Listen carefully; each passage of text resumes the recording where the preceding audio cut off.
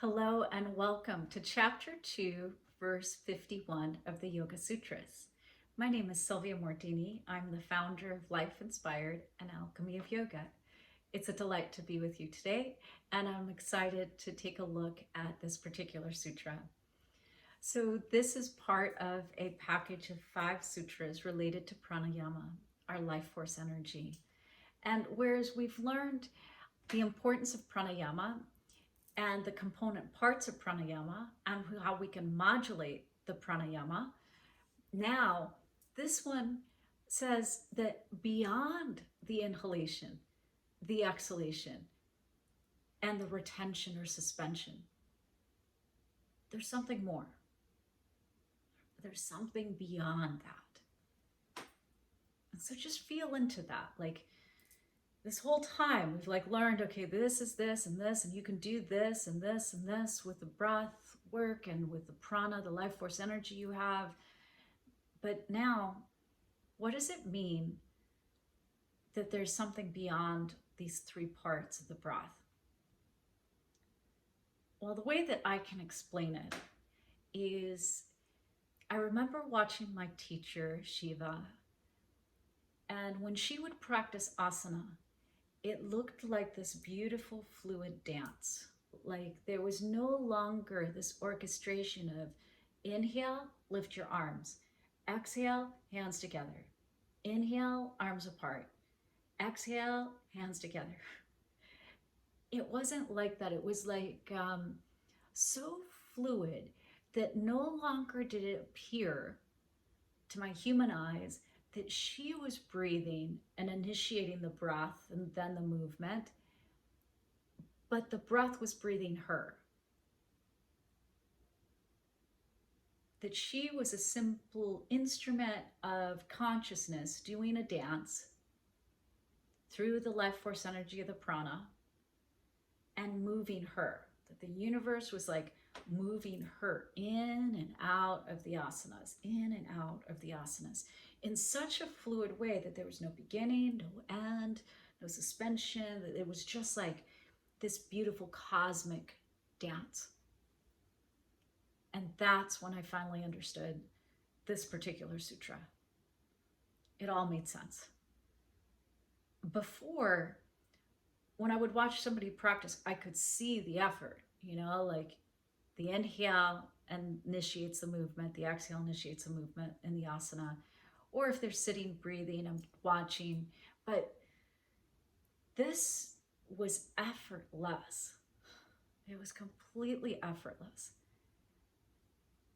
If you think about it, the other example that may bring this home to you is if you've heard of the violinist Yo-Yo Ma or any amazing musician, right?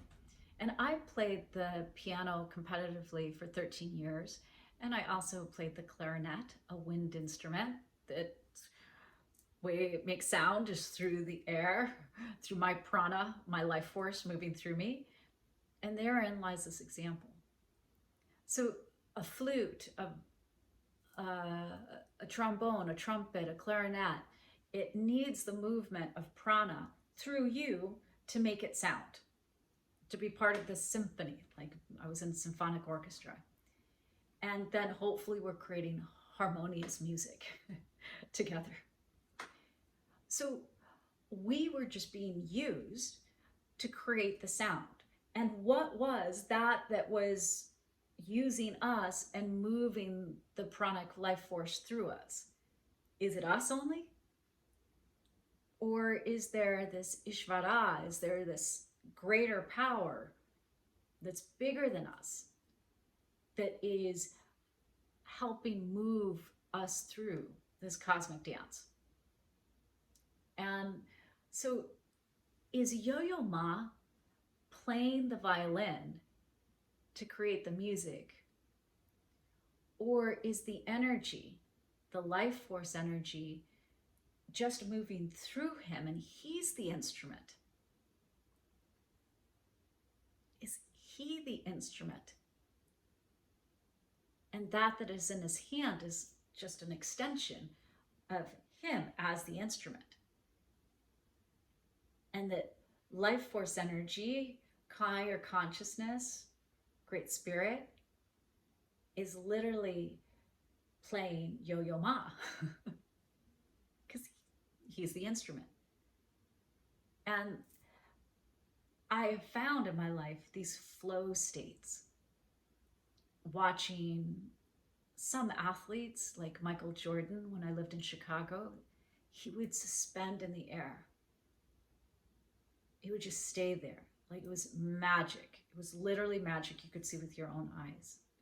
Like, how is this life force energy creating that? It's because spirit was moving through him to create that.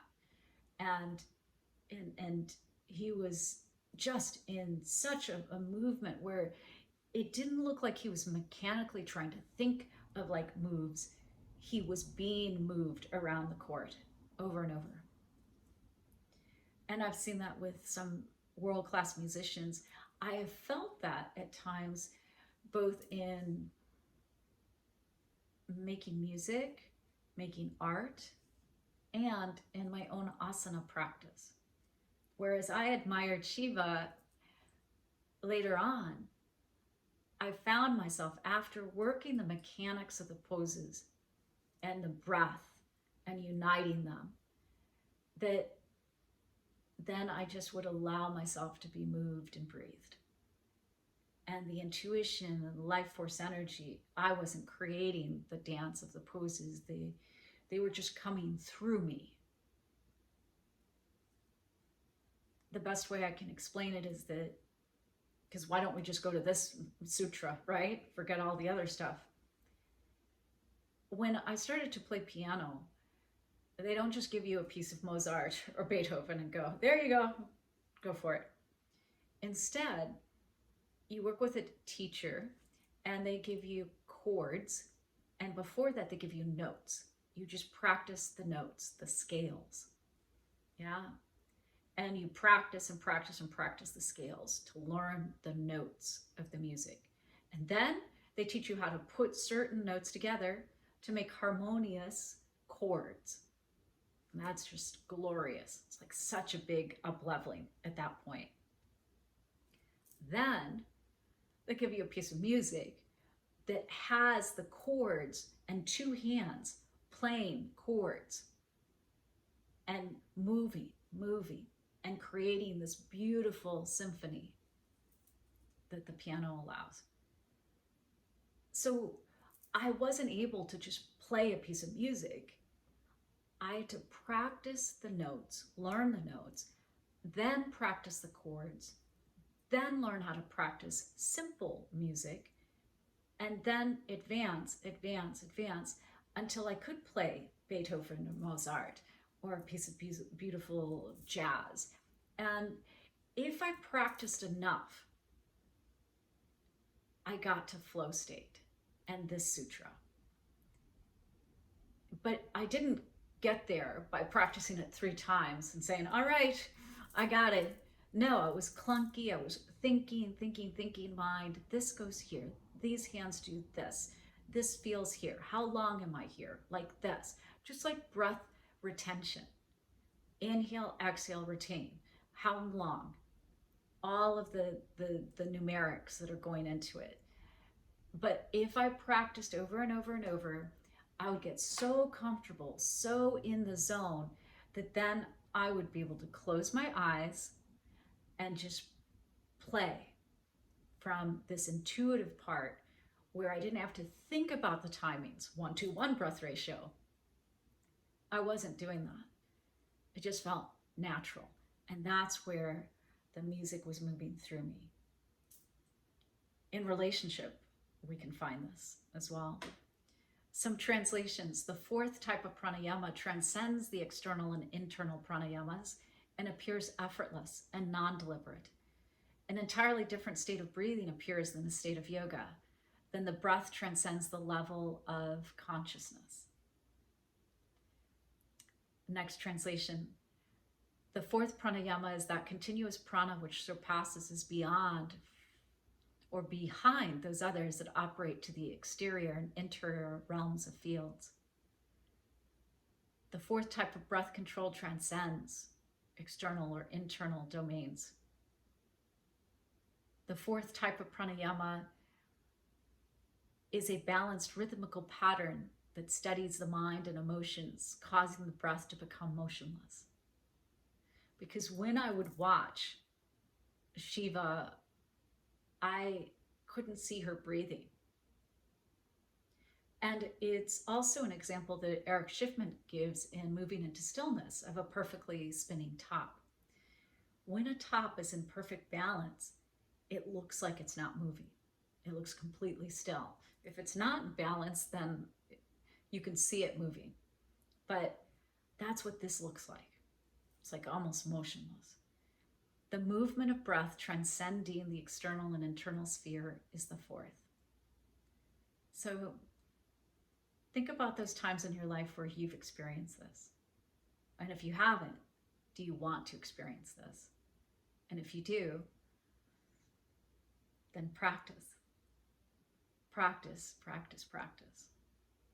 And then allow and find those times of surrender and tap into that balance of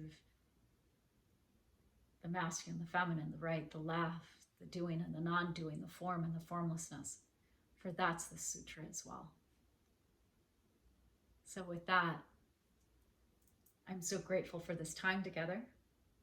And from my heart to your heart, to the heart of the universe, may you love yourself, love your day, and love your life.